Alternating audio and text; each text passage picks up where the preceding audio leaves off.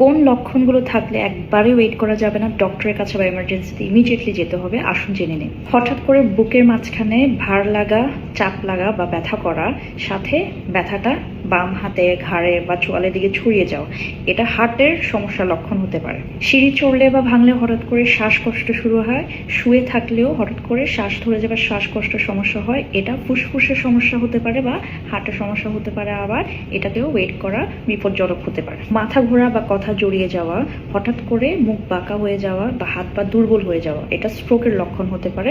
এটাতে একদম ওয়েট করা যাবে না, সময় খুবই গুরুত্বকর এখানে। দীর্ঘদিন জ্বর থাকে, 2 থেকে 3 সপ্তাহ ধরে জ্বর থাকে, হঠাৎ করে ওজন কমে যাচ্ছে, খাবারের রুচি থাকছে না, এটা হলো ইনফেকশন বা যক্ষা রোগের লক্ষণ। এটাতেও ডক্টরের পরামর্শ ডেফিনেটলি নিতে হবে।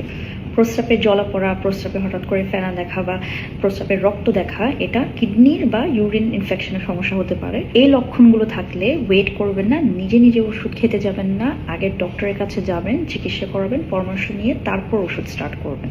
এই ভিডিওটা শেয়ার করবেন, ডেফিনেটলি কারো অসুস্থতায় কাজে আসতে পারে ইনশাআল্লাহ। টেক কেয়ার গাইজ, আল্লাহ হাফেজ।